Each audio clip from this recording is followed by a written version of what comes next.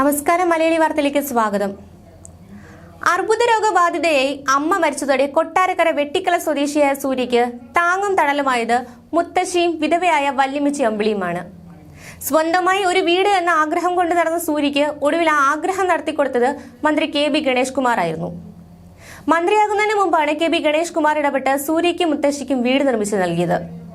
ചെറുപ്പത്തിലെ അച്ഛനെയും അമ്മയും നഷ്ടപ്പെട്ട സൂര്യയും ഏക ആശ്രയമായ മുത്തശ്ശിയും അതുവരെ ചായക്കടയിലായിരുന്നു കഴിഞ്ഞത്. ജോസ് എന്ന അമേരിക്കൻ മലയാളിയുടെ സഹായത്തോടെയാണ് ഗണേഷ് കുമാർ ഇവർക്ക് വീട് വെച്ച് നൽകിയത്. വീട് വെച്ച് നൽകി സുരക്ഷിതമാക്കിയെങ്കിലും സൂര്യയുടെ ക്ഷേമം അന്വേഷിക്കാൻ മന്ത്രി കെ വി ഗണേഷ് കുമാറും ഭാര്യ ബിന്ദു മേനോനും എത്തിയ വീഡിയോ ആണ് ഇപ്പോൾ സോഷ്യൽ മീഡിയയിൽ വൈറലാകുന്നത്. സൂര്യയും മുത്തശ്ശിയും ചേർന്ന് നടത്തുന്ന ചായക്കടയിലാണ് അപ്രതീക്ഷിതമായി മന്ത്രി എത്തിയത്.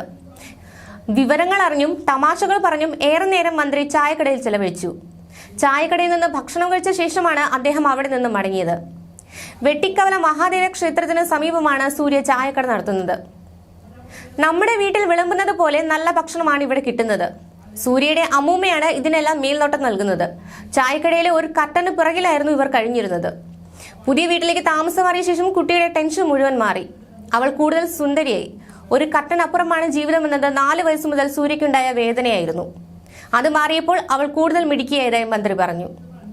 ഇത്തരം പ്രശ്നങ്ങൾക്കിടയിലും നന്നായി പഠിച്ച അവൾ SN കോളേജിൽ അഡ്മിഷൻ വാങ്ങി.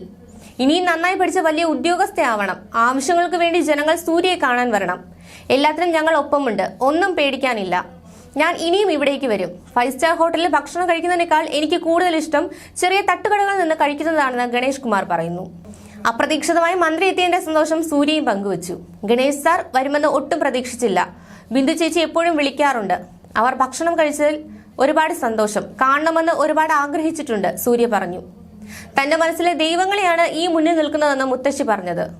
മരിച്ചുപോയ സ്വന്തം മകൾ ബിന്ദുവിനെ പോലെയാണ് ബിന്ദു മേനോനെ കാണുന്നതെന്നും നിറകണ്ണുകളോടെ അവർ പറഞ്ഞു.